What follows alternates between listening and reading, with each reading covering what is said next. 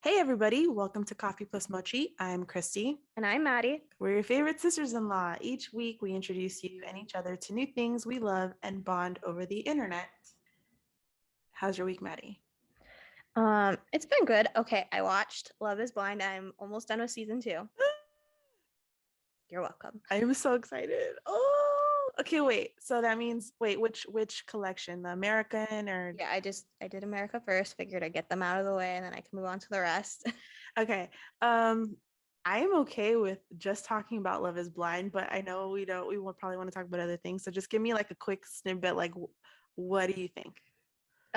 It's interesting. I don't think I've watched like a dating love type of show since I was like 12.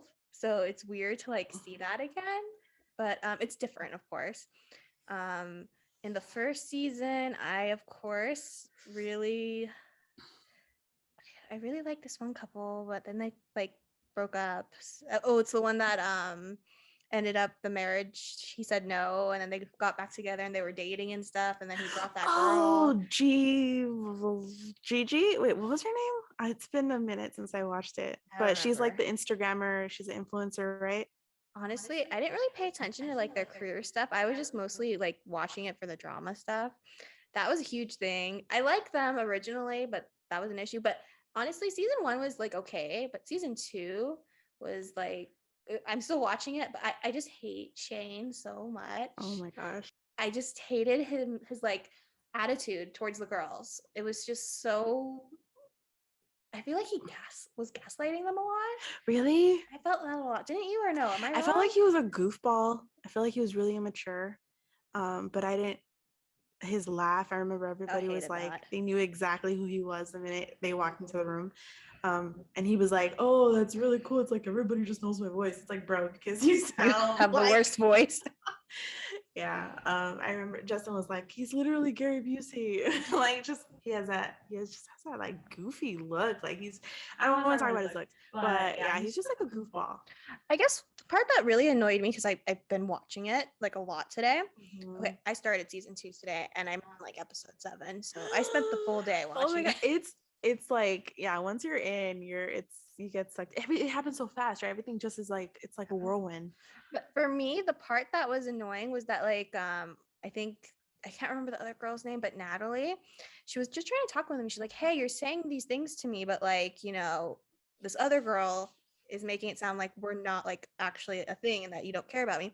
And he got so upset. He's like it seemed like he didn't understand that, she thought that they were together. He was like, "I don't know why you're so upset." And then he like left and didn't talk to her for a full day. And I was just like, well, yeah, of Yeah. course sure she's gonna be upset. He made it her fault that she was upset, which I Wait, didn't is this like. when she walks in and he's like, "Oh, I know who I want her to be," and he like thought it was you're talking about Shayna, right? Yes.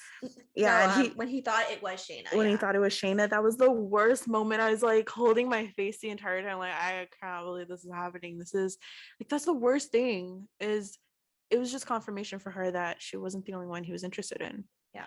And then like I don't know, it just really bothered me. And then of course I just got to the part where like right now when I left like to come here, Mhm. I'm at the part where Shayna and Shane are talking at like a reunion thing. Like, but they're not married yet. Oh, And I like know they just exactly what started you're talking and I was just like she's just like so slimy. yeah, and I was just so surprised by that. And then Shane is just like loving it because I can tell that he's like so happy that like he has two women like kind of fighting over him. That, but also this is the first time he gets to see her in person. I don't care. It's not how you I'm not act I'm with a not fiance. excusing him. I'm not excusing him. I'm just saying like he could tell he's liking the attention. Have you finished that scene? No. Okay, so I Like don't they're want to like say in the too middle of much. talking, and then she's like, I'm gonna go talk to Natalie. And he's like, no, no, no, don't go talk to Natalie.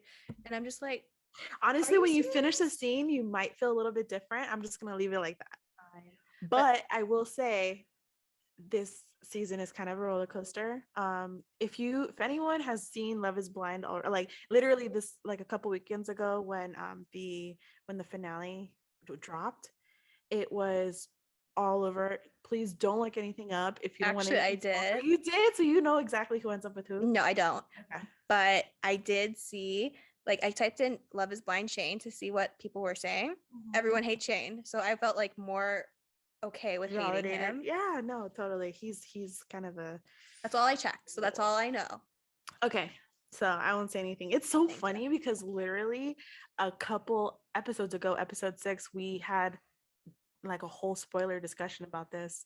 And I just did not pay attention. You didn't know because you hadn't seen it, so you weren't connecting the names or anything else. Yeah. So like, yeah, it's just so much, and when you see it, it's like, No, like I just remember you mentioning the part about Shayna being like, "Oh yeah, I have another friend. If you," and that was mentioned in the part that I've okay, watched. you already saw that. Yeah. Okay. So I was just like, "Oh, I remember this." So I actually did remember like stuff Okay. like that. And Okay. like Yeah, at that point when we talked about that, the finale hadn't come out, and yeah, I have a whole bunch of stuff that I wanted to post online, but I'm glad I didn't because now you get to experience it fresh, and then we can talk about it. We can talk about the finale so much. Oh my gosh, so much to discuss, and I'm so excited that you're watching it. So yeah, that was like a big thing that happened this week for me. But I do want to mention one thing. It's a small thing compared to how amazing watching that was this week. Funimation is migrating all of their library to Crunchyroll. Funimation is like a big company that like buys a bunch of animes and like dubs them. Or so like they're like a production studio. I don't know exactly. Okay. I don't want to like mess that up. But they have a big library. Like I'm pretty sure that they're the ones that just dubbed the Heaven Official Blessing that I was talking about. They were releasing episodes. I'm not sure if it's specifically like them, but like they released all of the dubbed episodes. Okay. And I was just so excited about that. And they have a very large library of subbed anime, but also dubbed anime. They have a very, very large library. So Funimation bought Crunchyroll forever ago. Feels like forever ago. And we've been waiting as like anime nerds for so long for them to merge them. And we weren't sure if they were gonna move everything to Funimation because Funimation bought it, or if we're gonna have everything move to Crunchyroll, or if they were gonna like come up with a new website with a new name. But they decided to move everything to Crunchyroll, and that's like the most exciting thing. They haven't moved Heaven's Official Blessing. That's like the first thing I checked. But a lot of the other stuff that we were watching, like I had you watching Real Life, remember? Yeah. Which I don't think you've actually. I'm so sorry. It's okay. I know you're busy. But now I had you using my Funimation account. I canceled it because it's moved over to Crunchyroll. So if you want to watch it, you have to watch it on Crunchyroll now. Wait, so I have a question. So Funimation was the same as Crunchyroll in the sense that like they both offer free memberships? They have free memberships, but if you don't want to see ads, then you have to pay, I think, like $7.99 a month. Okay. So I was originally, depending on like what I was watching, I had to pay for both of them, which was really annoying because I wanted to watch specific things in, Japanese, and I want to watch some things dubbed. So I had to pay for both. So like, for example, Heaven's Official Blessing, I reactivated my membership for Funimation because I was like, I have to watch these. So for like the last 10 weeks, I've had a Funimation account again, but now I don't have to, hopefully. I'm very excited about that. That's pretty exciting. I know it sounds like a very silly thing, but no, I mean, it sounds like they have like a really huge library if they've been around for a long time. So, and they obviously have the resources to purchase the whole, the whole of Crunchyroll. So it seems like a great merger for you. It is. Okay, and the very last thing I want to talk about before we move on to your week. Okay, this morning, Yuna, I woke up and I like did a stretch and woke up like that. Yeah, you know what I mean? Yeah. And then Yuna, she saw me and then she did a little stretch and then made like a little meow sound, like she was stretching, and it was the cutest thing in the world. It was like a whole moment. It was, and I wanted to get that down on like tape or record it so that I have this as memory for forever, because that made my little mommy cat heart like happy. Aww. That's cute. So, yeah. I'm still waiting for Lisa to fist bump me, but I saw that you can teach your cat to like do paw, which is kind of similar. You could make her do kind of a fist bump if you like put a treat in your hand and then you make them like over time like tap your hand before you give them the treat. How old? Like, what's the oldest a cat can be when you start teaching them tricks? I taught Marie tricks until she was like, until she died, actually, until she passed away. Like, I was always showing her new things. Like, I got her when she was 8, and I had her only for 6 years. but I had to teach her everything that like I wanted to like, do, because she wasn't my cat for the first however many years, you know what I mean? So like I taught her like when I went, that was like treats, that's how I did that for her. And like I'd say Marie, and like, she had to relearn her name because I What didn't was know her name before? it was Penguin, and I hated it. Penguin? Yeah. But like I called her You could have Penguin. called her Penny. I called her Penguin. She looked confused. So They gave her a new name at the I think so, because she looked at me like, huh? And then I was like, okay, cool. Okay. And then in the beginning, I tried to like wait. I would be like, okay, we're gonna get to Marie. So I went like Maggie, and then I went, no, Paggy, Puri, Marie. I tried to, and I was just like, I can't do this anymore. I was trying to like, you were trying to like blend it, like do like, yeah, I see what you're doing. but it didn't work. So I was just like, you know what? I'm over this after I think like a week. You just are like, all right, your name's Marie now. And then she wouldn't actually answer to her name for a while. So if I whistled though, whistling, she 100% answered to. So I just would whistle. I'd say Marie, and then I'd do a whistle, and she'd come. And I think over time she got used to her name that way. Yeah.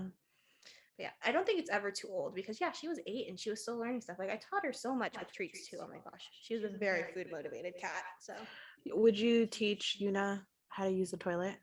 I want to, but I can't really do that at the moment because I have roommates. So yeah, that would be pretty awkward.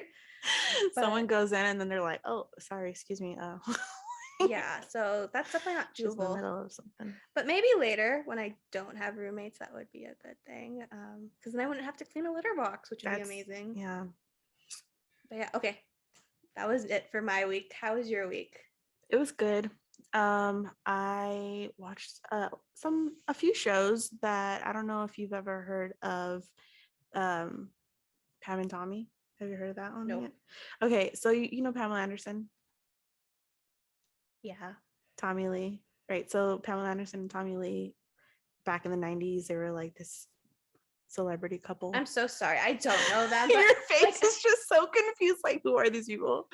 Okay, so she was basically she was on Baywatch, and she was like the blonde bombshell on Baywatch. I never saw Baywatch. I never did either, but I was like, a kiddo when this show was out and when this whole scandal happened. I should Google them, huh? So apparently there was like a love tape, we'll call it, that was taken from their possession and released to the whole world. And this was like right at the beginning when the internet happened.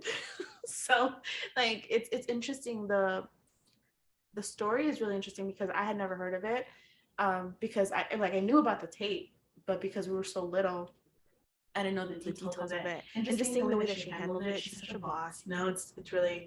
It's really inspiring, and it really sucks what happened to her. But we've been watching that. I would recommend that. It's like definitely for mature audiences, so I feel like I have to say that. But that's on Hulu, and I also watched this horror movie recently called Level 16. Have you heard of that? No. I'm not sure. This is a Netflix movie. I'm not sure if it's only released on Netflix, but wait, Level 16. Is it with the girls that are washing their faces? Yes. Oh yeah, I saw it. You saw it? I did. I watched the whole thing. Okay, so yeah, I saw it. It was just supposed to be kind of like background noise when I was working on something one night, and I actually ended up like watching it like intently. It was surprising because I was getting the recommendation for so long, and finally I saw it and I was like, oh, this is terrifying. Yeah, it was basically about these girls that are essentially in an orphanage, right? They're waiting to get adopted, and I guess I won't give away like spoilers. Should I? It's up to you. I guess it doesn't really matter. Like it's a horror movie, right? And these girls are in this, they're supposed to be like super pure and clean, and so they like wash their face and eat their vitamins, and then it turns out that they're actually waiting to be adopted, but it's for reasons that they're not going to be like actually adopted and taken care of. Like, I'll just leave it at that. But that was a pretty surprising movie. It was like a horror film, but honestly, it wasn't scary in any way. It was more like a suspense, you know. But yeah, that was one of those late night watches that I saw by myself. I was like at 2 a.m, like I'm really watching this movie right now.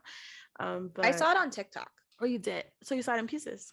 No, like I saw a little clip of it, and then Mhm. I was like, oh, I want to watch that. So then I went and I found out where it was from, and then I was like, okay, cool.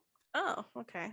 I actually decided to watch it because the girl, like the main actress, was from a Netflix original, Ginny and Georgia. Oh, I haven't seen that yet. Oh, you should watch it.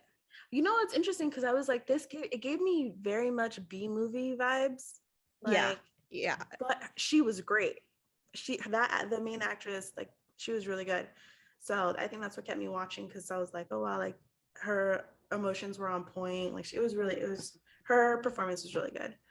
I also was watching a lot of like, or just like consuming a lot of life is too short related type stuff. I, I've talked about this book like a million times at this point, but I literally just finished the book Life's Too Short, where it's basically about a woman who like she feels like she has a very short time to live, and so she doesn't want to really like fall in love or anything. She wants to spend her time that she thinks she has left um traveling and like living life to the fullest. And I finally finished the book, and Yay. yeah, it's like literally I checked it out from the library, and I had to renew my checkout twice because I was like, oh my gosh, it's been 3 weeks already. So all in all, it took me like 9 weeks. it took me 9 weeks to finish it. But this is the first book that I've read from cover to like actually all the way through, probably in like 3 years or something. So I'm proud that I did it. And honestly, it was, if you like a good cry, um, that's definitely a good book for that. Like, what? I have a question. Would you be willing to read Modao Zushi? Yeah, Like, yeah, I would be. really? Yeah, Okay, cool. I'm I so need excited. I need a new book. I just got the Saga series, Oh, do you which want is to a read graphic that? novel. So It's I've been okay. thinking about starting that. I'm just looking over it on the bookshelf. Like that's gonna be A a big. mission, but it shouldn't. I don't know. We'll see once I crack it open. It sounded, from what you described before, it sounds like a really interesting story. So I'm down. I guess it depends. Do you like kind of fantasy-ish type books? Because like it has like people have superpowers. Like, are you cool with something like that? It's not like crazy Yeah, superpowers, but like they can fly on swords and stuff. yeah. That's how they get around. They can fly on swords. And this is what. Yeah. Okay, cool. I had to repeat that because I'm like, I don't know if I heard that right, but I'm trying to imagine what that's like. It's like kind of like flying on a broomstick, I'm guessing. No, they're standing. Oh, okay. I'm gonna show you Um, real quick before we sword flying. I don't even know how to like I don't know how to explain that. To get an image. Okay, cool. An image actually popped up. Type in Modao Zushi sword flying. I Someone fell off their sword see. though. So I'm just seeing Okay. it. Yeah, we'll post a picture of this online so you guys can see what we're looking at. And they all have long hair. But I mean you're not gonna see Why that are in the they like novel. piled up on top of each other? Wait, so this scene is when they are trying to like find out what this water demon is doing, and then it starts trying to like suck people into the water, and then this guy Wei Wuxian saves this dude who I don't want to even talk about him, but and then he's like getting pushed down into the water demon thing too.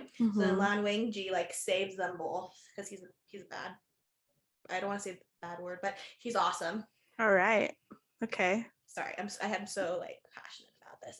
It's so good. I feel like I'll feel more, I'll feel deeply about these characters too once I read the book. But Okay, probably not until you read like volume 8. Only volume that's 1's when, out though. okay. Well, you had volume 1? I do. Okay, cool. I have the like website with all of the translations that are not official translations. Wait, so do you read it and then you're like translating it at the same time? No, this is like the actual official translation Okay. that I have the book of, but there's a website. So before, I guess I can talk about this. So before, there was this website, it's called Exiled Rebels. They are the ones that actually had like an unofficial translation. Mhm. And I actually pay them $1 every month on their Patreon because I appreciated that. But unfortunately, they took it down once it was announced that there was going to be an official translation because they obviously didn't want to get into trouble or anything. And that was really cool of them. Okay. Anyways, I'm sorry. I went off on a really big tangent when we're supposed to be talking It's about you. okay. I'm sorry. No, so yeah, level 16 was the only thing that I really saw that was kind of like in that along that like horror vein. Everything else was pretty much in taking was like I don't know how that happened. Like this other movie that I randomly saw last night was Long Story Short, and I've been getting recommended this for a very long time. I forget who the actor in it is, but basically it's this guy. He's like too focused on work, and he doesn't pay attention to the details or like make time for the people in his life. And so it's kind of like, so he gets like this, you could call it a curse, but some call it like this lady, she's like, oh, it's a gift. Or basically he gets to see the trajectory of his life over like a 24-hour period. Is it like based on what he's doing at that moment? Yeah, so he gets married, and then every single year of his life is like he gets to see the next 10 years of his life every few minutes. Like every few minutes it's like, okay, boom, another year has passed, and so he gets to see like how his life is progressing had he kind of like kept living his life the way that he was. And so have you ever seen the movie Click with Adam Sandler? Yes. Okay, so I haven't. Justin said that it was kind of like that. It's kind of like Groundhog Day, and they mentioned that in the movie too. And I was like, okay, yeah, I get that. Where basically it's like he thinks that he has to get it right, like he has to do something perfect, like have a perfect day or something in order for it to like stop, or for everything to go back to good, like to fix everything. Mhm. And so basically the whole message is like, you know, take advantage of the moment you have, and like don't take your loved ones for granted. And yeah, I don't know why I was on that kick this week, but I think it kind of works out because yeah, I feel like something that's so important to me is just like going after the things that you really care about.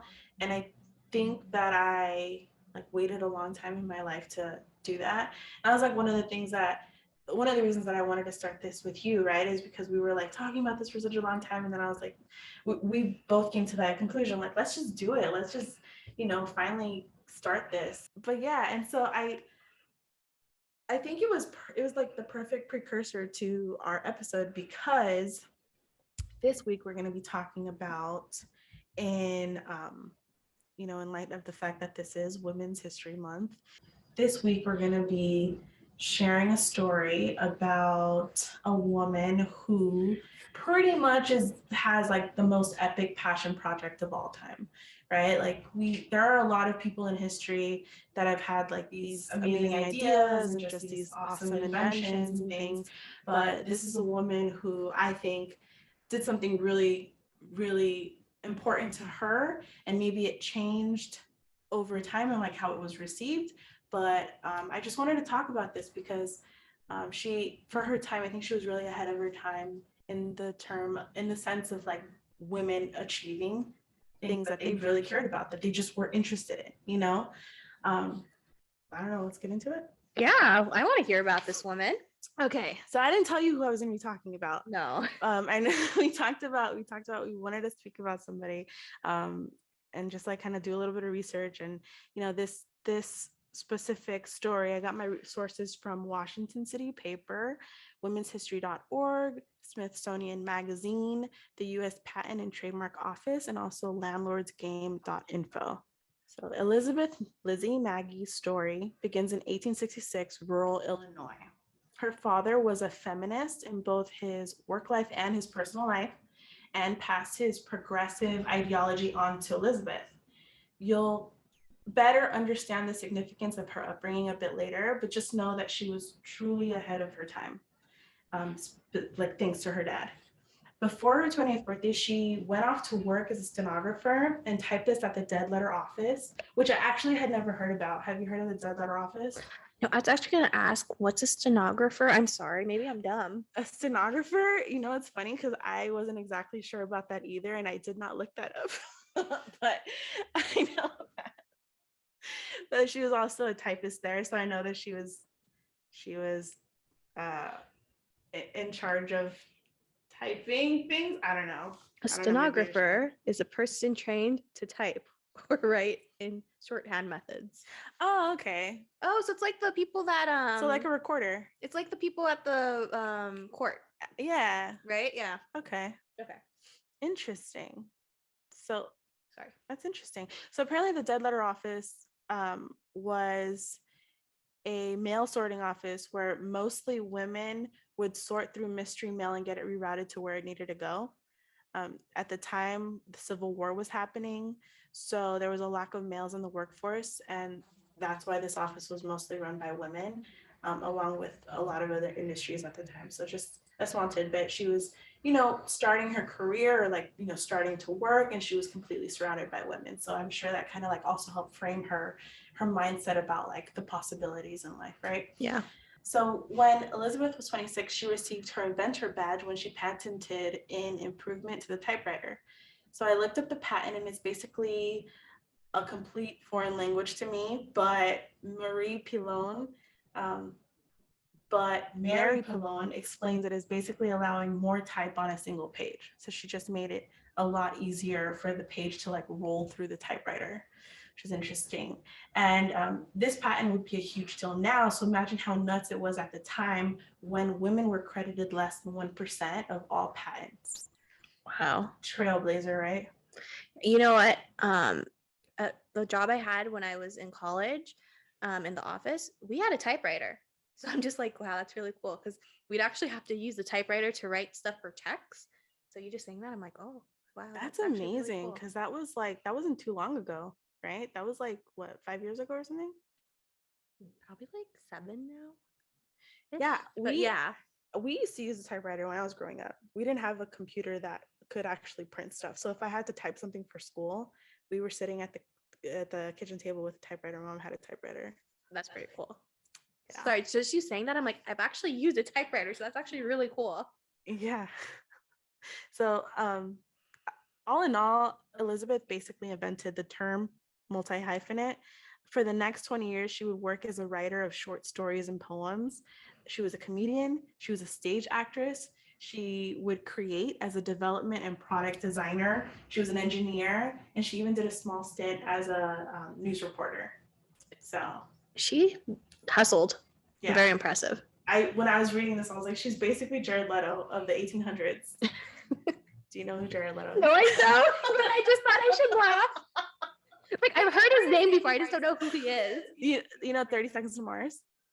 The band? No. You know the Joker? Which Joker? The one with the silver teeth? What? With Harley Quinn? Wait. You're saying the Joker is... The new Joker. Yeah. No.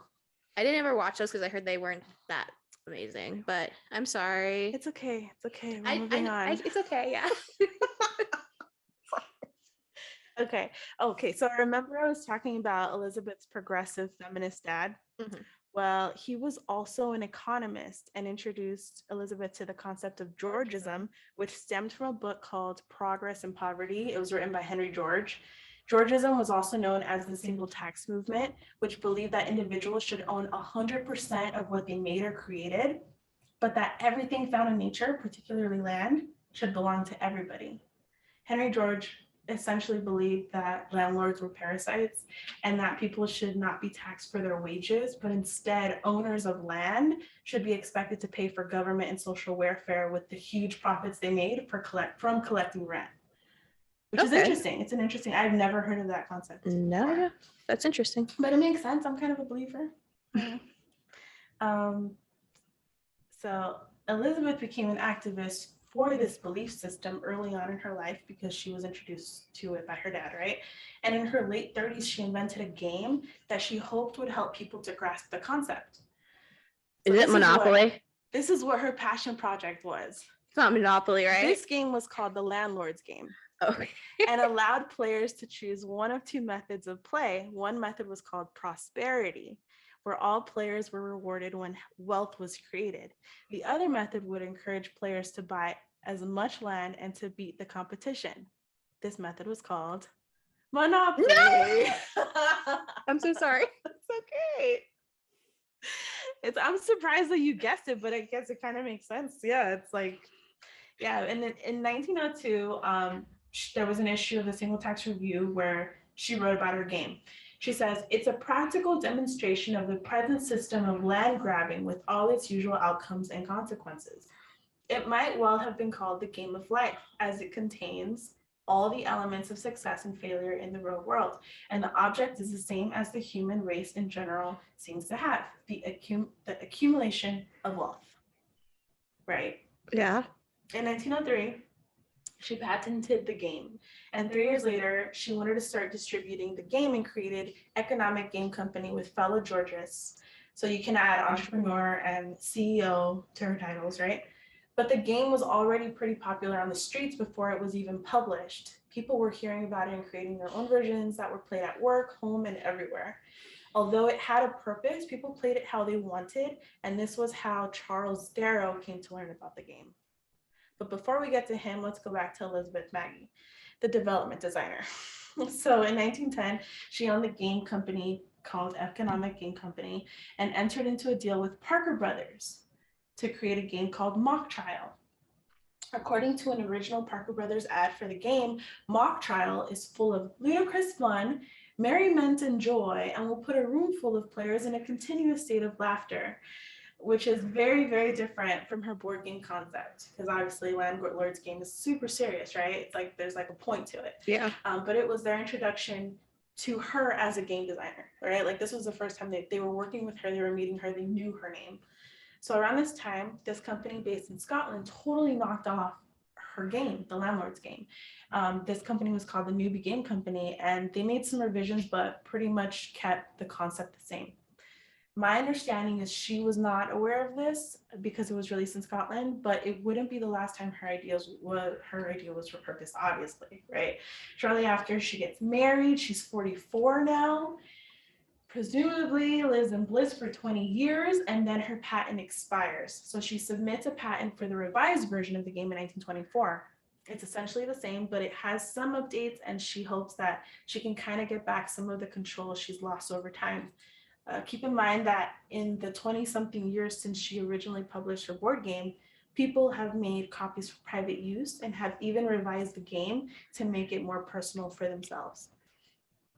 It's a fun game for all, and she learned over time that the majority of people preferred to play the Monopoly method because it was the most intense. Did you guys ever play Monopoly growing up? Yeah, if I was the banker, I always cheated and gave myself more money. So rude. And I would just be like, I can afford everything. You're so rude. Everyone's like, how did you end up with like $57,000? Well, because like, you know, when you're giving people their change, you just go and you just take a little. Yeah. I was a really bad child, but I never won. I noticed every time I cheated, I lost. Interesting. Because at the end, everyone gets very serious and then they watch the banker more. But in the beginning, you know, you can kind of finesse. I was one of those people where I was just like, I hated cheaters. I would be like watching like a hawk. But I always had people in my family cheating all the time. It was so annoying. I just wanted to win against my brothers because they were always like, neener. You're a girl. Well, they wouldn't say you're a girl. They'd be like, you're little, so you can't play. Did you guys have any house rules? No, not. I mean, we would. No. Yeah, no, we didn't have any house rules. We would just kind of read the directions. And then if we had any like fights, the game, like my brothers would just blow up and then we'd just stop playing. We would just like toss over the game pretty or like much the board and just like storm out. You have no idea. I mean, actually, I think you've been around when we played Yu-Gi-Oh! And how serious it got, right? You've been around. Yeah. So imagine that, but with Monopoly. That's intense. Yeah. It gets pretty serious. In 1932, Elizabeth publishes the second edition of the Landlord's game with Ad Game Company based in Washington, D.C. It's around this time when a man named Charles Darrow is taught to play the game using the Monopoly method and absolutely falls in love with it. He took the idea, patented his own version of the game in 1935 with all of the illustrations that you see on the game, like the little trains, and you know, he incorporates the use of those little pieces, right? The little tin pieces that apparently he took, like it was like there were charms on his daughter's bracelet that, yeah, which is interesting, I guess. So she had like a hat. She had like these little charms on her bracelet, and so I guess he was inspired by that. Maybe imagine like there was like a little shoe on her charm. I don't know, that'd be cool. He took the idea and patented his own version of the game in 1935. And then he presented the idea for his game, he called it Monopoly, to Parker Brothers only 3 years after Elizabeth had published her second edition of her game.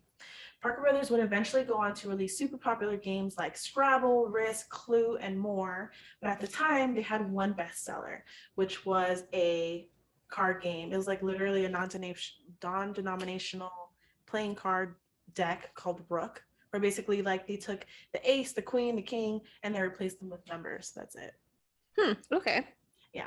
And it was a bestseller, but like that was literally the game that they had. And so they purchased his Monopoly and proceeded to develop the game. Having worked with Elizabeth on another game in the past, it can be assumed that they'd seen the concept before. So it can also be determined that to eliminate any legal issues that might arise, they did the following. They approached Elizabeth and purchased her game patent for the Landlord's game and a couple of her patents for other games with similar themes for a total of $500, which today would be $10,260.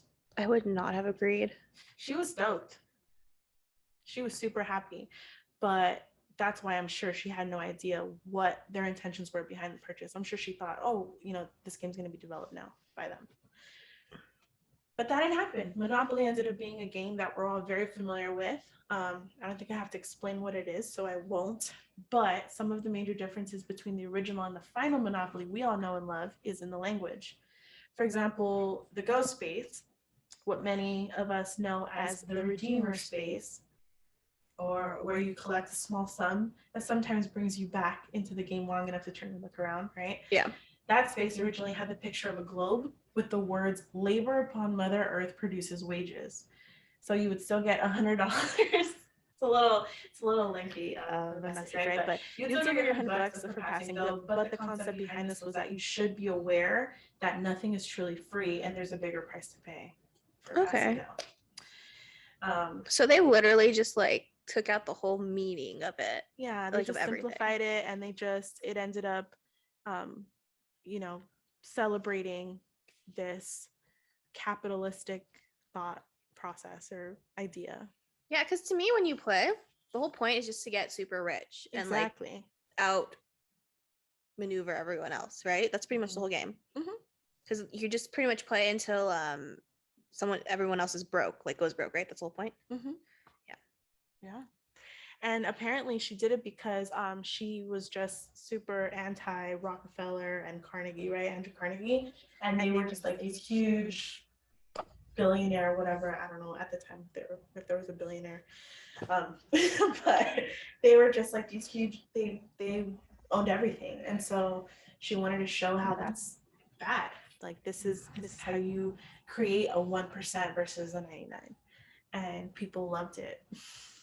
Unfortunately, years later, she was never credited with even contributing to the game's concept or creation. And that's where I have a problem, because it's one thing if they only paid her $10,000, but like at least put her into like the credits or whatever, like put her, give her the credit that she's due, that she came up with this concept. Technically, if they paid for it though, then they probably didn't have to. Exactly. Right? Legally, they didn't need to because they bought the patent. So technically they owned it. And I know that does suck, but like in technicality, they didn't do anything wrong, I suppose. But I do understand. I think it's really crappy. I don't know. Are we allowed to say crappy? Okay. Sorry. We're still trying to figure out our wording for this. I think it was, not great that they did that. Yeah, it's pretty messed up. Apparently, the only reason we know about her patent is because this economist created his own game called Anti-Monopoly, where basically it was kind of the same thing. He was like trying to, fight the capitalist idea with his game. And of course, Parker Brothers came after him and said, you can't use the part of the word, I guess, opoly in your name. And also this is based off of our game. You can't do that. And so apparently he was in a decades-long legal battle with them. And so in his own digging, he found the patent, and then he exposed them for all of this in his book called The $1 Billion Monopoly Swindle. And apparently he ended up winning the legal battle, I think, because of the fact that they actually stole the idea. they paid for it, but they still took it. Yeah. That's Yeah. crazy. Wow. I had no idea there was this much drama about Monopoly. Like, that's pretty surprising. Yeah, and aside from just the concept of the game, she's actually the inventor of what is called the circular board game, which is basically the concept of making your way around the board. That she was the first one. Wow. Yeah, that's pretty huge. And although her contributions are more widely known today because of what was discovered, it sucks. It's unfortunate that she couldn't be celebrated or have reaped the benefits of her work while she was alive. So, from an article in 1902, Elizabeth states, children learn that the quickest way to accumulate wealth and gain power is to get all the land they can in the best localities and hold on to it. There are those who argue that it may be a dangerous thing to teach children how they may thus get the advantage of their fellows. But let me tell you, there are no fairer minded beings in the world than our own little American children. She continues, let the children once see clearly the gross injustice of our present land system, and when they grow up, if they are allowed to develop naturally, the evil will soon be remedied. And that's the story of Elizabeth Maggie. That's actually really, really cool. Like, I mean, it's like a really sad story, but I had no idea. I just assumed some man came up with Monopoly because there's an old man on it. You know what I mean? Yeah, literally. The apparent, I don't know. I actually didn't check my copy of Monopoly to see if this is still the case, but there's like a little story that would come with the original Monopoly that told the story of Charles Darrow and how he came up with the concept. So it just would have been nice to have her credited in there, because yeah. But the reason I wanted to tell her story today was because she always went after what she cared about. She wasn't focused on the money. And a lot of times we are kind of like stopped from doing things that we really care about or we feel like we should be doing in our heart because we're focused on providing for our family and all those things. And so a lot of times we can't do those things. But if you do have a little bit of time to focus on something that truly means something to you, it's worthwhile. Just carve out any little time that you have to do something that truly means something to you, because this was her passion project. Unfortunately, it ended up the way that it did, but it's just awesome to see that she was able to do something that she truly believed in, and she took all the steps to really push that and put that out in the world. And yes, many families have probably been torn apart because of it, but Really? yeah. But this week we're gonna be doing some Am I the A-hole post as well, right? Yes. In the spirit of passion projects and side hustles, we have some stories today about that very thing, right? Side hustles. Yes. Maddie, you're gonna be reading this week, right? Yep. I'm excited to see what you found. Thank you. Sorry, I had to pull them up. I should have done that before, but I did not. So, all right. The first story is the title is "Am I the A-hole because I won't put more money into the household?" My husband and I have different incomes, and we split the household expenses based on that. He makes about $30K more than me. He pays $1,900 a month, while I pay $1,400 a month. We have separate finances. I personally agree with separate finances, by the way. Sorry. Side note. I do too. Yeah. Recently, I got a side hustle which brings in $500 to $1,000 a month. He says I should contribute more now that I earn more. I said no because he also has a side job that he makes an extra 5,000-ish 2 to 3 times a year. I said if I never ask for his side business money, mine should be off limits too. He bought his dad a watch, paid his sister's student loans. I want to save mine or do whatever. Am I the a-hole for not sharing more of my side money? Totally not. Yeah, I think if they need to have a discussion if they want to start adding that into their contributions. Mm-hmm. But if he hasn't been doing it, I don't see why she has to. Totally. Yeah, what you said about separate finances, I think that's so important. I also believe in having separate finances, but I also believe in when you're married, you should definitely share, like maybe having a shared account or at least have full transparency to what's going on, But when it comes to side hustles, I think they've it looks like they've already had the discussion when it comes to his side hustle money. So why does she then have to start contributing her money into it? Is it because he feels like I make so much more than you, so now you have to contribute as much as you can until you're matching me? Because if that's the case, I don't think that's fair. Yeah. I don't know. It doesn't. I don't know. It doesn't seem like they talked about it. I feel like she was just like, "Oh, that's his side thing. I'm not even gonna like bother about it." Like maybe she didn't even broach the subject. Yeah. So the fact that now he is, now I'd be like, oh, okay, then we need to have a discussion about this, because if you're gonna say that, then you also should be contributing more. Do you know what I mean? Mm-hmm. But I just, yeah, it sucks, I guess, when stuff like that happens, when Because you're fighting she's over getting finances. like what is that, 6,000 to 12,000 a year Mhm. extra, and he's getting like 10 to 15,000 a year. Yeah. So I mean, he's still making more technically. Yeah, he's still making more. I think that's just extra, and yeah, I think it has to be equal. If they're both contributing some side hustle money, maybe there's a percentage. I feel like maybe that's the most equal way to do it. But if everything's getting taken care of, if everything in the household is being taken care of and nothing's lacking, and he has more than enough to be able then to pay for his dad's watch and to pay for his sister's student loans, like he clearly, like it seems like everything within the household is being taken care of, right? Yeah. So I don't understand why she has to like put any more into it. Yeah, I mean, maybe they need to have a discussion again about their finances, just being like, hey, I'm still only making this much, like just because I have this little side hustle thing, Yeah. doesn't mean that changes. Mm-hmm. But let me read you some of these comments. This one's highlighted. It says, not the a-hole. If the established precedent is side job money is for someone to have on their own, then it should also apply to you. Pretty much what we said. Agreed. And that one's like the most upvoted. So, but yeah, that's pretty much it, right? Like, you just case closed on that one. I don't think it should, certain things should apply to her and that don't apply to him because she's making less, because it feels like that's the reason why he's saying it's a different story for her, right?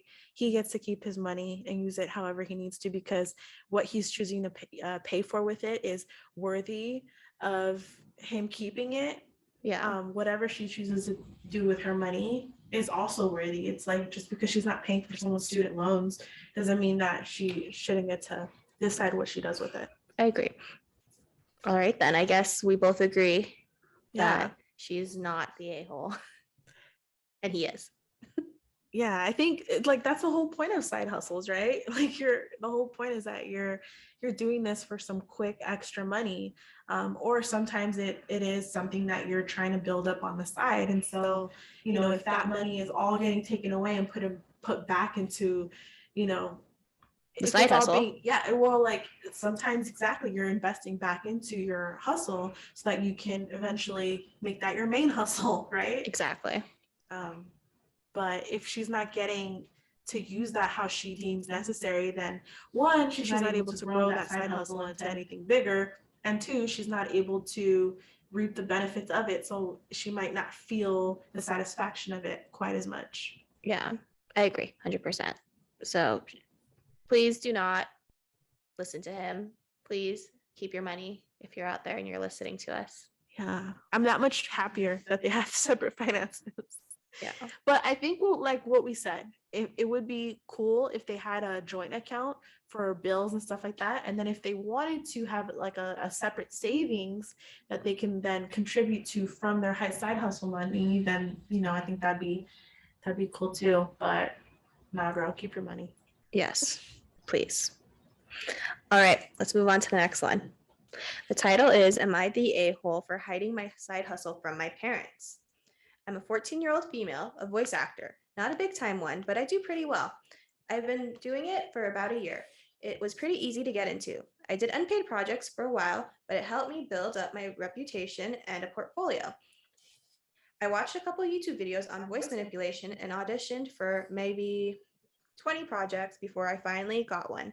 The first ones were always small, but if you get your parts in on time and have good audio quality, people will recommend you to others. I use a surprisingly good microphone app on my phone that helps me get good quality, that and recording in my closet. I started to get paid from some of the projects. I've made about $100 this month from funded video games, YouTube projects, and Minecraft role plays. I do basically everything, but I strictly don't do anything that has a spicy theme.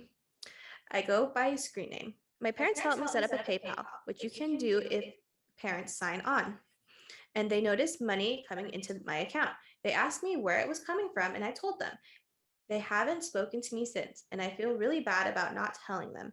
For some reason, I thought they would tell me to stop, so I didn't tell them. Am I the a-hole?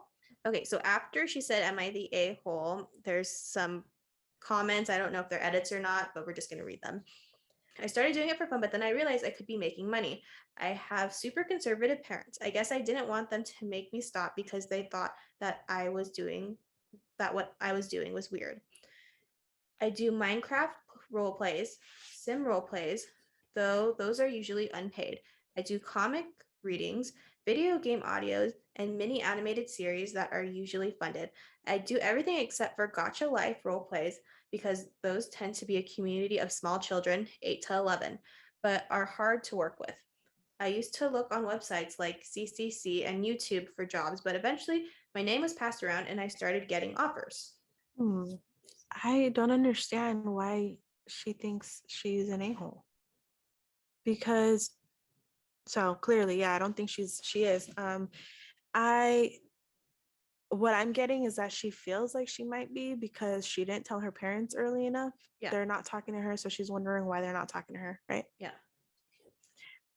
Part of me is like, you should have told your parents what you were doing, especially if you were communicating with people online and they were hiring you for jobs, even if they were unpaid. It's just good to have communication with your parents, especially at 14.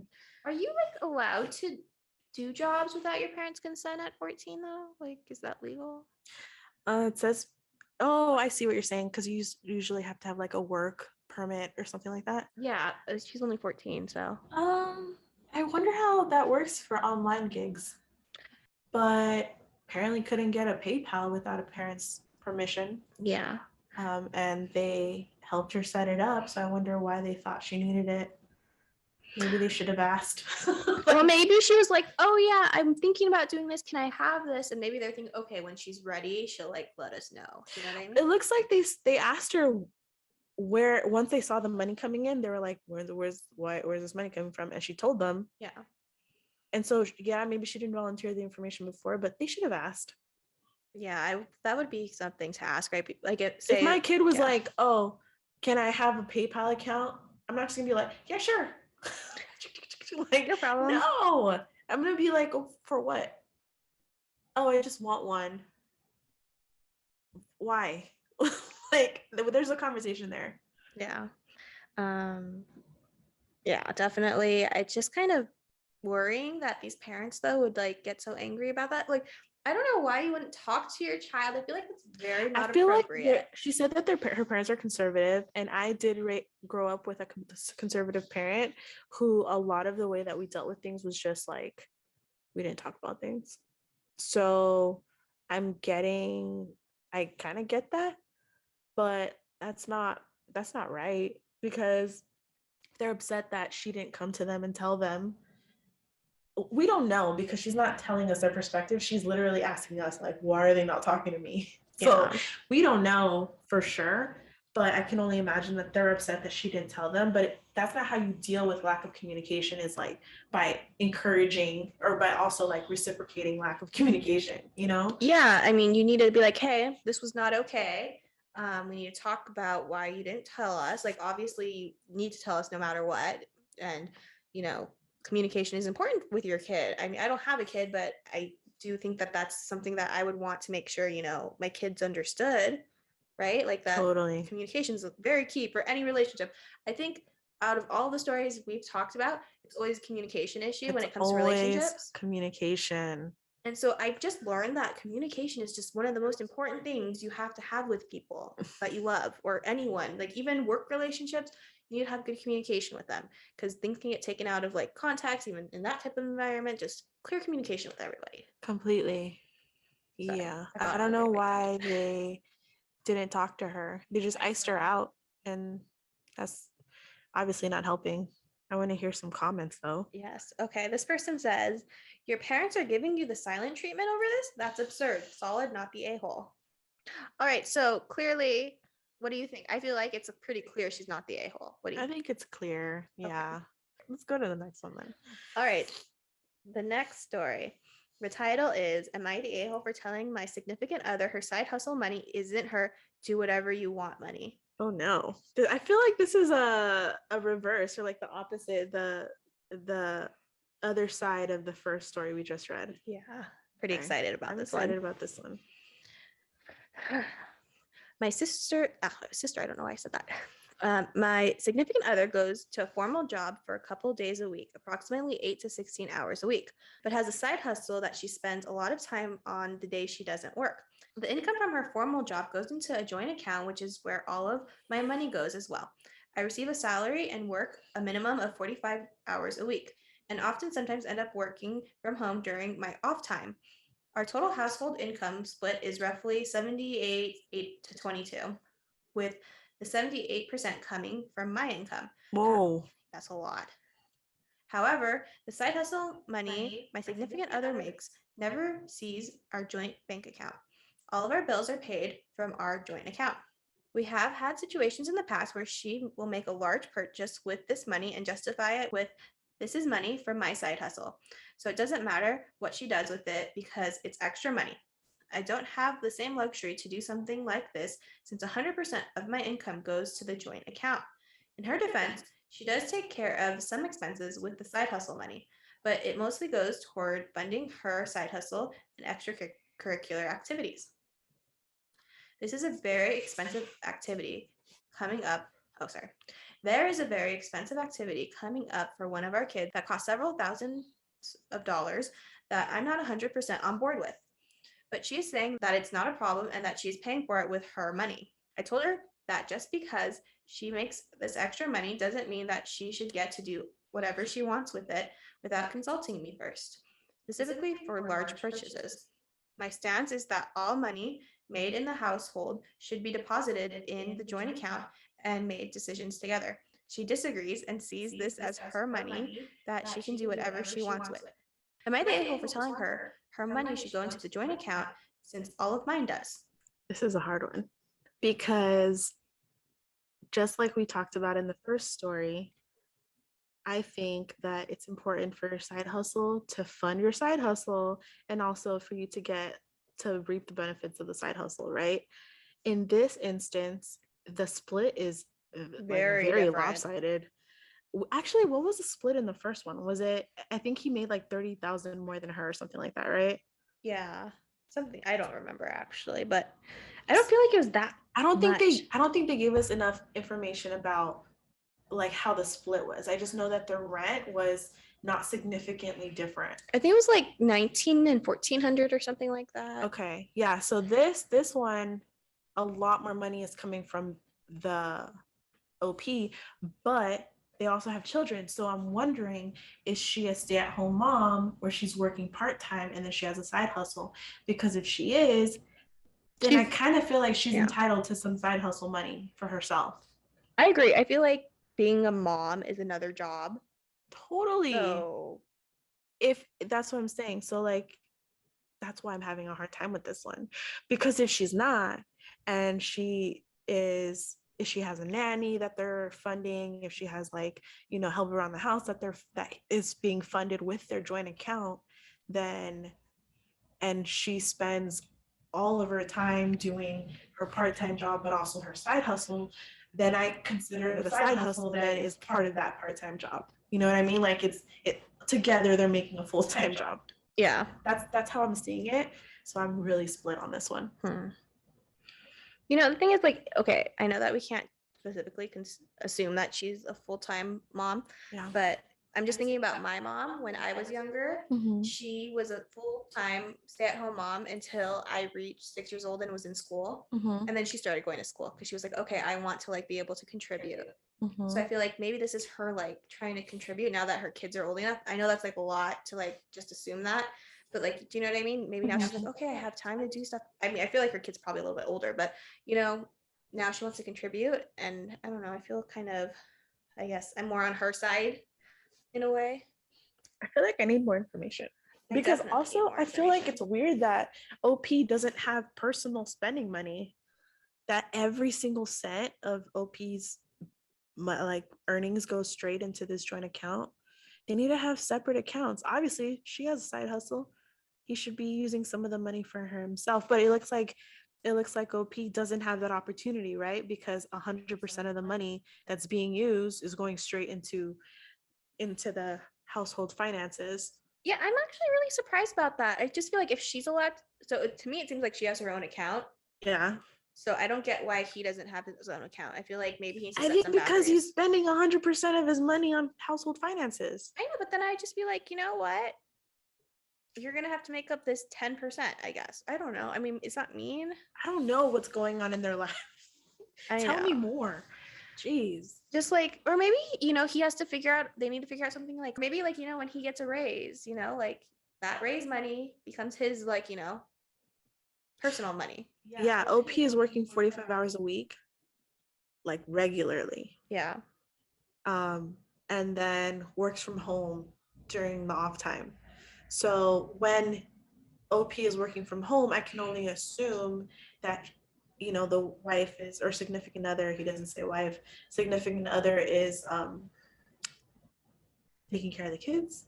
Yeah. But again, I don't know. Do they have a nanny? I feel like these are very important details. And so I honestly can't say. I'm going to say either nobody is the a-hole or everyone sucks. I'm not sure. Like, what do you say, Maddie? Should we read some comments? Definitely, because I feel like the comments that I'm seeing are like going against us. So Okay. this one says, not the a-hole. You either have joint expenses or you don't. It's not a side hustle when she doesn't have a full-time job. Again, I don't agree with that. Because I don't know the whole story. And I don't think it's one or the other. I don't think it's you either have, like, I feel like you should have shared finances, but then I think you should also have your own independent money.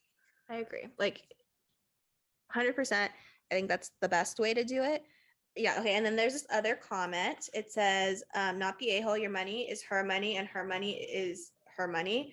Time for separate bank accounts, which is, I think, what we were saying. He needs his own totally. bank account. Totally. They probably just need to have a talk.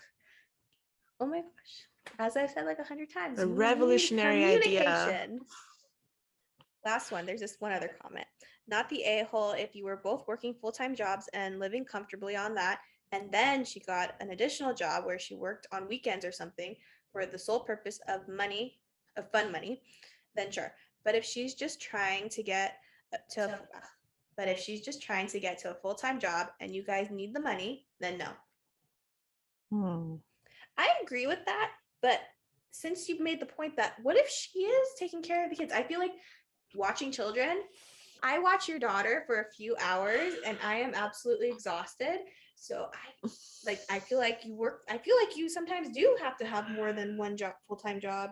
Like you and Justin, because you guys do full-time jobs and then you guys take care of her too. So it's absolutely crazy and amazing how I just feel like once you're a parent, you have a full-time job 365 days, 24 hours, 7 days a week, whatever. Yeah, on top of whatever you're working and getting paid for.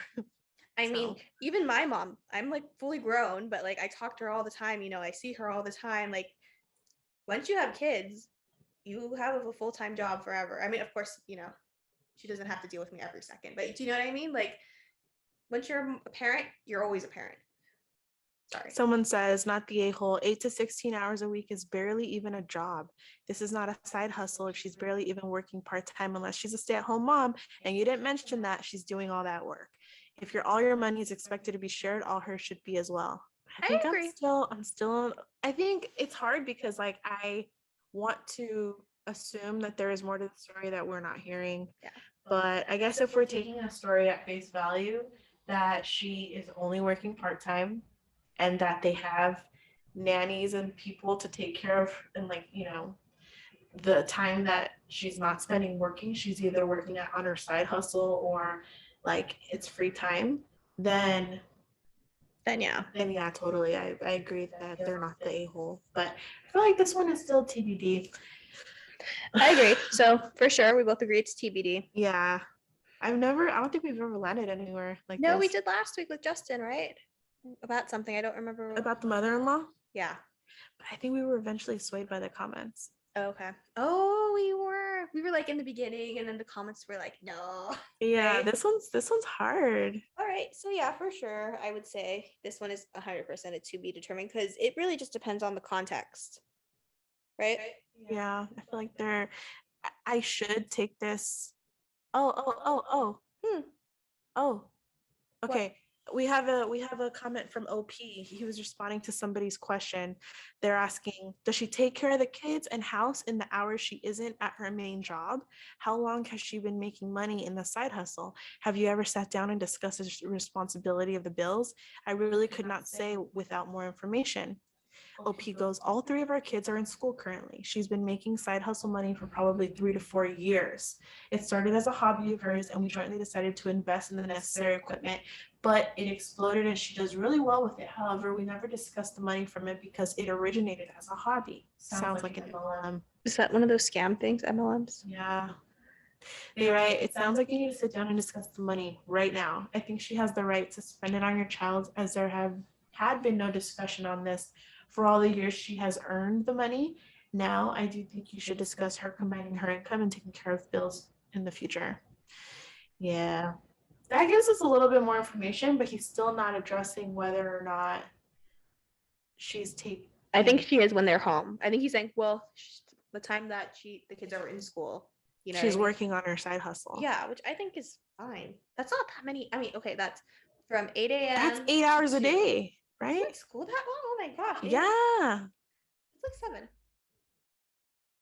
Oh, well, 8 to 2.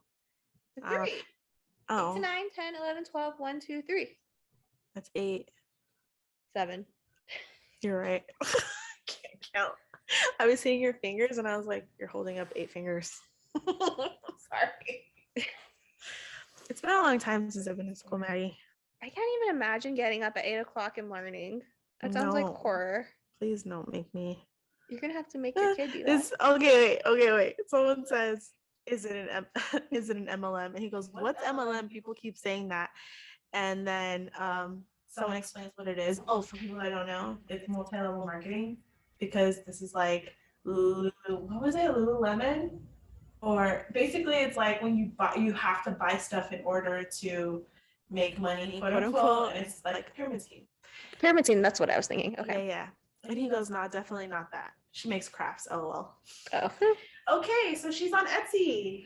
And that means it blew up, he said. But that takes time to make stuff. It does take time. So and she uses the money to keep building her business and making other things. Okay, so for sure, I don't think she's the a-hole anymore, actually. No, I don't think she's the oh yeah, I think he's the a-hole now. You think he's the a-hole? Because like the thing is that I'm pretty sure that means that she is taking care of the kids. So she's making sure that, say there's an issue, like say one of the kids gets sick or one of the kids needs a doctor's appointment, she's doing all of that still. Because he works so freaking much. Right. She's making sure that he doesn't have to work. He doesn't have to leave in the middle of his day for his job. On top of that, she figured out something to do that she can do while they're in school. Do you know what I mean? Totally. So I just don't think that's fair at all. What do you think? I agree.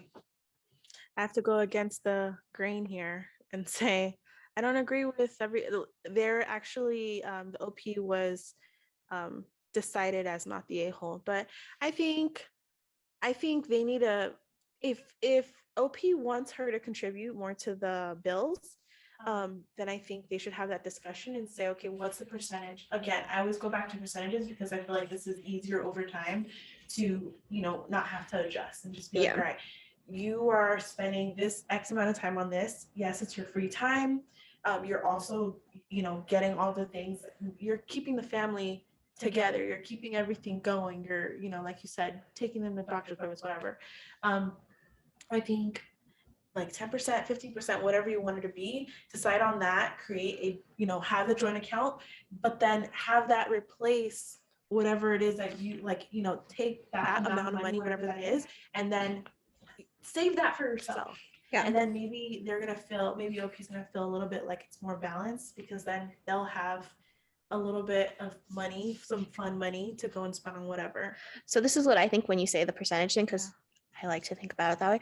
So first, I would decide, okay, how much does a childcare person get paid? So whatever I'm making on my side hustle, I would kind of start being like, okay, well, this is how much this person would make, so that's how much I should be making, but that would be contributed to the house, right? So I'd make sure to put that into my percentages. I would make sure to think about, okay, as a business owner, because she is technically a business owner, she needs to make sure she has money for the business, for like supplies and everything, calculate all of that and see what her actual monthly Her take home. her take home. And then based on that, make sure she has a percentage for herself.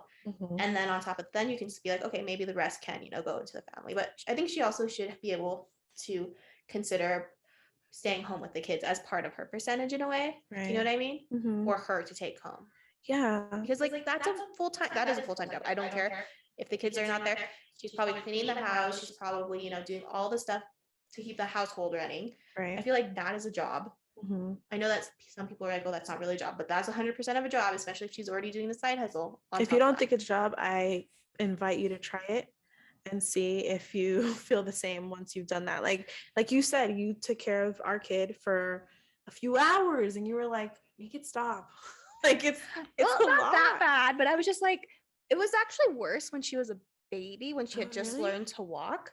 Okay. Yeah, she it was scary everywhere, and it scared me because I was like, I can't even go to the bathroom without like being worried, because she would just you don't have everywhere. time for yourself. This is when you guys hadn't moved into your house yet, and so like it was a smaller space, but I was scared so badly. I was like, I called my mom. I was like, Mom, how do I go to the bathroom with her? And she's like, you just bring her into the bathroom with you. And I was like, can I do that? Is that okay? Like, just like, it's just so scary. And I actually really appreciate it now, because like I have these like wonderful memories of taking care of her. But like at the time, I was absolutely exhausted after doing, I think it was like for 4 hours or something. And the whole time I was like, when are they going to be home? So, like, I remember we got back and you just looked so drained. Like your face was just like you'd been through war. And I was like, I feel so bad, because I know it's a lot of work. And imagine like when your kids are a little bit older, my mom has a saying, the bigger the child, the bigger the problems. So aside from just like the everyday things, she's also helping them like through whatever they're going through that day. It's a lot. And some people like to argue that being a mom is not the hardest job. Maybe it's not the hardest job, but it's like definitely something that you're thinking about constantly, no matter what you're doing. Yeah. You're always thinking about your child. This is what I'm thinking. You have to wake them up. You have to feed them breakfast. You have to get them to school. Once they're at school, you have to clean the house. You have to buy groceries or whatever you need for the house. Did I say cleaning already? You have to do more cleaning, probably from the dishes and stuff that you made for dinner or whatever. You have to pick them up, take them to practices or whatever they're going to do. Wait for them if it's far away, or go home and just do something super quickly, then run back to go get them, bring them home, make sure they do their homework, make sure they get bathed or whatever, make sure they go to bed, and also make sure that they have some kind of a memory, give them some kind of a good experience that they can then look back on and be like, oh wow, I had a childhood. Like that stuff is important too. Exactly. And so she gets 7 hours, like, or maybe probably not 7 hours, maybe like 3 or 4 hours to actually do her job, besides doing all the housework. Do you know what I mean? So I think that people just forget about that, about what it actually takes. But again, that's why I don't want to 100% unequivocally say that OP is an a-hole, because maybe it's the other way around, where he's working, and every minute that he's home, he's with the kids. You know what I mean? So we don't know how many hours she's dedicating to her side hustle, but if it's surpassing what he's spending on his side hustle, then maybe the roles are reversed. I really don't feel like that's the case here. I don't. Yeah. Because if she started an Etsy business for while the kids are at school, I kind of feel like it's what we think. Yeah. So, okay, for this one, yeah, for sure, we need more information, but based on what we think, he may possibly be the a-hole, right? Yeah, we're leaning towards he's the a-hole. Well, yeah, okay, those are the only ones I had this week. Thanks, Maddie. this was such an interesting topic because I feel like yeah, finances when it comes to couples is like it's like one of the most I don't even know how to say this. Like it's one of the hardest topics, right? Like it's one of the things that everyone needs to talk about, but nobody wants to talk about. Yeah, so when I was watching Love is Blind, I noticed that Natalie and Shane have completely different finances, like ideas. He's like, I spend $2,000 a month on food. And she looked so shocked. And she's like, okay, what are you like putting in your 401k?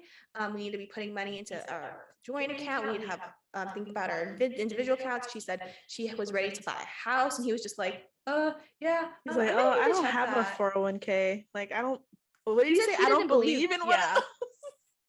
I wonder if that had to do though. I'm not gonna make excuses for him. No. But yeah, no, that's such a good point because so many people like have such different ideas about finances, and I think that's so important to talk about to make sure you guys are on the same page. Mhm. But also, I think that's the main reason is to make sure that you're not in like different fields because yeah, it's something that so many people avoid talking about. And like this, it could have easily been handled 3 years ago. Yeah. When she started the side hustle and you're like, okay, cool. If this turns into something, what are we gonna do? Yeah, luckily I don't have to deal with that at the moment, so I'm very happy about that. I just get to like live like. By the way, something I did want to mention, maybe some people would like to know this, especially if you have kids. You can set up Roth IRAs for your kids under your name if you have a business, and then you could pay like if they do stuff when they get a bit older, you can have like money for their Roth IRAs, so that compound interest is so important. When the earlier you start, the better. So you can actually like really set up your kid if you're able to do that, which I thought was really cool. I had no idea. Yeah, totally. I think when our kid was born, we started researching a lot of stuff like that. Like I saw something where you can create a business in your kid's name and then have them on as an employee and then pay them so that they have like they can start their credit history earlier, like get them a credit card and all that stuff, but just don't like use it or whatever. I don't know. Like or use it, but like pay it off right away. Yeah, but I mean, there's just so much you can do to set your kids up that I never heard about. Yeah, I feel like not everyone gets to hear about that unless you're in more of like the top 1%ish. Rich Dad, Poor Dad. Have you ever heard of that book? I have, yeah. Yeah.